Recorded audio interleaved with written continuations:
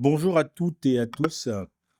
Je suis Harold Odoulami et j'ai le plaisir de vous présenter la section insolite du Panocrime 2026. Alors, tout au long de cette présentation, nous avons parlé de cyber je me rapproche du micro, sous différents angles. Je vous propose ici des histoires insolites, voilà, qui vous feront, je l'espère, sourire, d'autres un peu moins, mais qui ont toute une particularité, c'est finalement de montrer à quel point le numérique est ancré dans nos vies et comment ce numérique peut perturber directement notre quotidien. Alors, imaginez-vous être réveillé en pleine nuit parce que votre lit, votre superbe lit, s'est mis à fortement chauffer et est maintenant bloqué en position horizontale, verticale, pardon. C'est-à-dire que vous ne pouvez plus vous allonger. C'est ce qui est arrivé à un certain nombre de personnes, principalement situées aux États-Unis, lors de la panne cloud AWS qui a eu lieu en octobre dernier. Donc oui, en 2025, une panne cloud sans aucun rapport avec notre sommeil pouvait littéralement nous empêcher de dormir. Alors on vient de voir qu'une une panne technologique pouvait impacter finalement notre sommeil. Qu'en est-il lorsque il s'agit d'une IA qui décide finalement de ne pas obéir? Alors c'est ce que nous révèlent les rapports de la société Anthropic, publiés en milieu d'année dernière, qui révèlent finalement que dans certains cas, l'intelligence artificielle pouvait avoir tendance à faire du chantage, mentir, désobéir, adopter des tactiques quelque peu inquiétantes, dans le but d'atteindre ses objectifs. Ça nous rappelle une célèbre vidéo, la vidéo de l'usine à trombone. Si vous ne l'avez pas regardée, je vous invite à la regarder.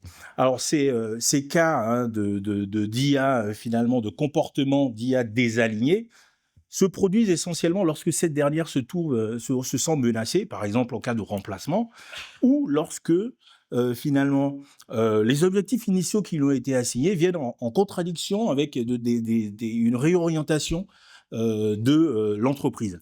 Alors nous tenons à souligner que ces résultats ont été obtenus dans le cadre de tests d'aliments réalisés par la société Anthropic et nous saluons ici la transparence de cette société pour la mise à disposition publique de ces informations. Alors, on vient de voir que l'IA toute seule pouvait avoir tendance à manipuler. En 2025, les hommes se sont également surpassés grâce à l'IA, justement, pour manipuler des victimes. On ne reviendra pas sur cette histoire malheureuse, notamment du faux Brad Pitt. Je vais vous parler d'une autre histoire tout aussi singulière, d'un cybercriminel se faisant passer pour un astronaute bloqué dans la station spatiale, qui aurait besoin d'oxygène, rien que ça, pour rentrer sur Terre.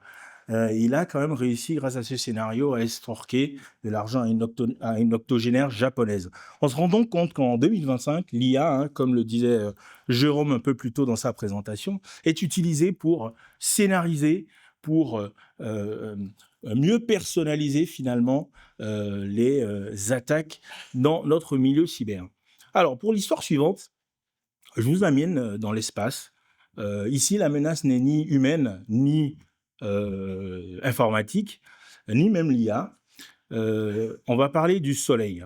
Alors, en 2025, il y a une éruption solaire qui a eu pour conséquence la génération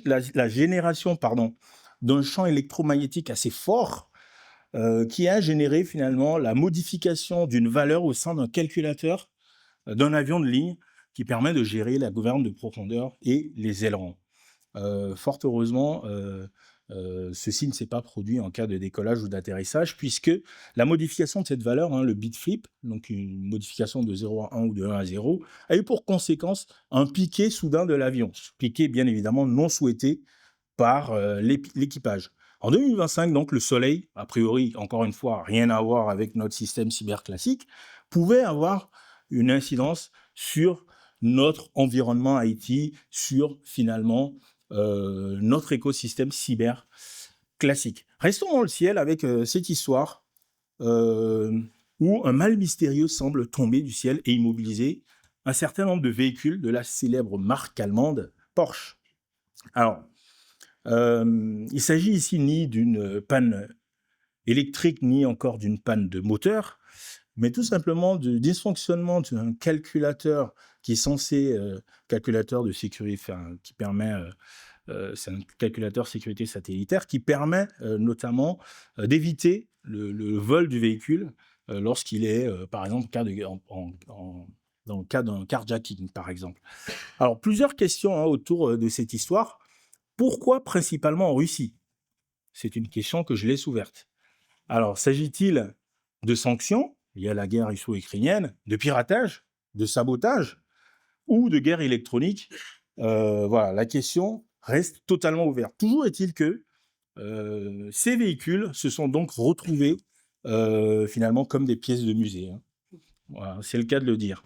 Alors, en parlant de musée, il y en a un chez nous qui a fait couler beaucoup d'encre l'année dernière. Je ne reviendrai pas sur l'attaque physique malheureuse qui a eu lieu au Louvre, mais plutôt sur la révélation cyber, tout aussi fortement médiatisée, puisqu'on apprend effectivement qu'un rapport de 2014 fait état de graves failles dans le système informatique du Louvre. Alors, plusieurs questions encore ici.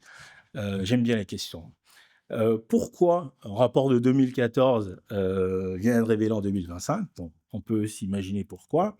Mais est-ce que ces failles étaient toujours valables en 2025?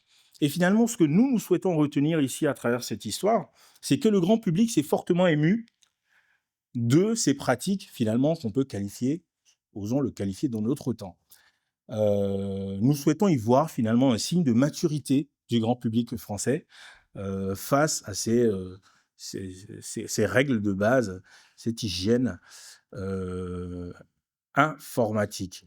Alors, on a beaucoup parlé d'intelligence artificielle. Moi, je souhaitais vous parler ici d'intelligence olfactive, puisque les chiens, donc la division cinéphile de la gendarmerie nationale française, est désormais capable d'identifier des objets contenant des traces numériques, dès lors que ces derniers contiennent une puce électronique, carte SIM, clé USB, portable, ordinateur, etc. Même si ces objets sont froids, éteints ou cachés. Il s'agit effectivement d'une très grande avancée qui permettra, je l'espère, aux forces de l'ordre de résoudre beaucoup plus d'enquêtes liées au cybercrime. Comme quoi, la cybersécurité, ça ne se joue pas que derrière un écran, ça peut se jouer derrière un nez. En parlant d'écran, les équipes d'Amazon nous révèlent que l'année dernière, elles ont déjoué plus de 1800 tentatives d'attaque, donc d'intrusion au sein de l'entreprise.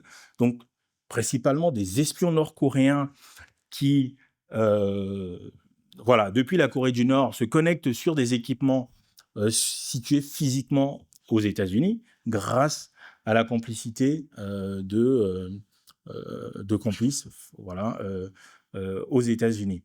Alors, 110 millisecondes, vous vous rendez compte, c'est un temps qui est assez court et qui permet finalement de montrer que les techniques de détection d'attaque évoluent et, on l'espère, nous permettront de protéger, de sécuriser un peu plus notre environnement informatique. Alors, on vient de le voir, 110 millisecondes, c'est très très court. La RATP, elle a un temps un tout petit peu plus long, un peu plus de 12 ans maintenant, puisque au 19 janvier 2038, à 3h14 précise, c'est très précis, les systèmes, en tout cas une partie des systèmes d'information des matériels roulants, pourraient être frappés d'un bug informatique. En effet, on apprend que la date au sein de ces systèmes est calculée grâce à un compteur qui incrémente une valeur depuis le 1er janvier 1970. Et au-delà de cette date fatidique, le compteur, en fait, il ne sait plus s'incrémenter. Donc, problème de cohérence de date et finalement,